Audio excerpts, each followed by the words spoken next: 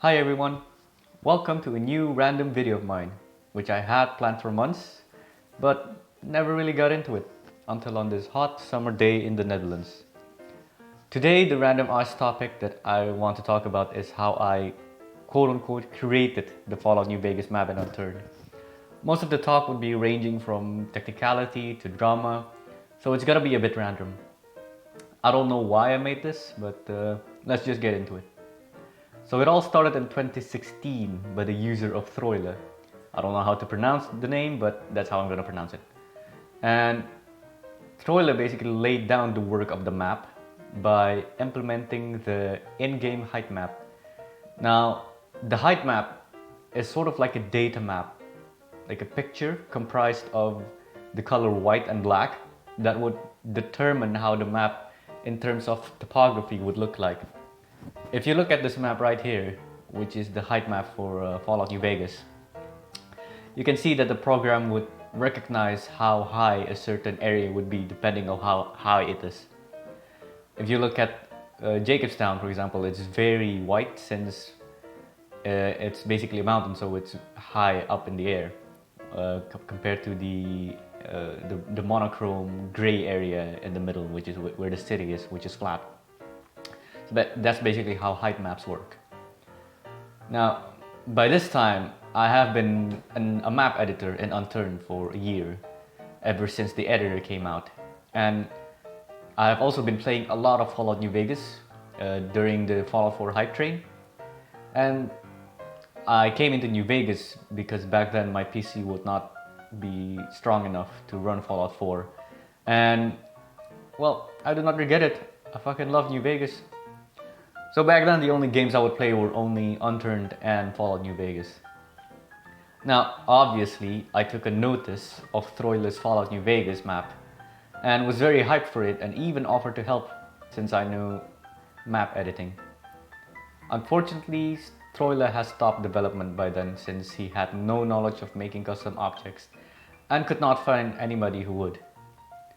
Keep in mind, this was in the early days of the editor, when almost none of the maps in the workshop had their own custom assets. And there were not a lot of experienced modders. And as far as I can remember, this was also before the Russian map came out. So I was bummed out by the fact that he rejected my offer, since I had no knowledge of object making. So I moved on and kept remaining active in the modding scene. I released maps such as the East Coast USA, Midwest USA, and UK and Ireland. The latter which got very bad reviews from the Unturned modding community for its use of compound objects. A compound object is when you create a new object out of vanilla objects rather than make your own from scratch. This will be important for later. By the time I released UK and Ireland, I came back to check out on the New Vegas map and found out that it was still dead. But because this project had a lot of promise, I was not willing to let this project die. So I contacted Throile and asked him if he would give me the rights of the map for me to finish. He told me that he would if I proved that I will make the map using custom objects. Now, I was still not a custom objects maker, but I was willing to do it for the sake of the map. So I learned Blender, Unity, and finally created my very first building for the map, Gomorrah. And I gave the picture to him of Gomorrah, and he finally gave the rights to me. And so the stage was set. I began working it on my free time, on my own for over a year. It was also a very harsh development cycle, since I don't think anyone has ever recreated a whole game to Unturned. So the project was very ambitious. I worked on everything alone, from the objects to NPCs to the map, and it gathered little attention other than a few servers and people. Some people thought that my map would not make it to the light of day since many projects like this die very quickly, and that's understandable. But one of the few things that kept pushing me to make this map was the backlash that I had on my UK and Ireland map. So other than making this map for my love of Fallout, I also made it as kind of a retribution for the UK and Ireland map that got so much backlash. Over the span of the year, I developed and stopped, depending on how my life is going. There was also a 3 months long hiatus in between because the project was just too much for me.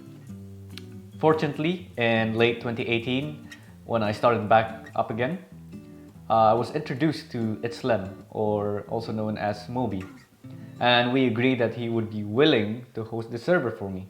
So we struck a deal. He got 2 object modders, Meto and Obi, into the project, and voila, we were a team. I finally decided, after a year of being under the rug, that I finally announced the Fallout New Vegas map to the community. And we got a lot of people into the hype train, which was a relief to me. So over the months, we pumped up more stuff and advertised the map more. I was able to rest a bit, since Mato and Obi could take care on other stuff. They created other custom objects such as the Sunset HQ, the RepCon facility, and parts of the Lucky 38, among others. Huge props to them. However, the only problem we faced was that we could not find any NPC developers, so I had to learn NPC making as well and implement them to the map. During this time, some unfortunate drama/events occurred as well. It turns out there was also another team of developers working on a New Vegas map doing the same thing. Except they had announced their map earlier than us, even if our map is technically older, going back to the days of 2016. But we decided to develop the map separately. However, this drama would bite us again in June 2019, which I do not really want to publicize why, but it forced us to finally publish the map prematurely. The map was technically done. We were technically only fixing bugs by that point, so it was not big of an issue. But it was a very fun opening day. The server was full of people all the time in US peak time for the next few months. But fortunately, I was able to get in and play without any issues, since my peak time is when most people from the US would be asleep. The bugs still did haunt the map for the next few months though, with Moby now taking the role of the mapper since the main dev team were burnt out from this huge and ambitious project. Though I had hoped that some YouTubers like Nilex would play the map, but that dream never came true, though he did acknowledge that the map is good though. And yeah, that's basically how the story is. I definitely won't be making a project as big as New Vegas though. I had so much free time during the development, but now I have university and work, so yeah.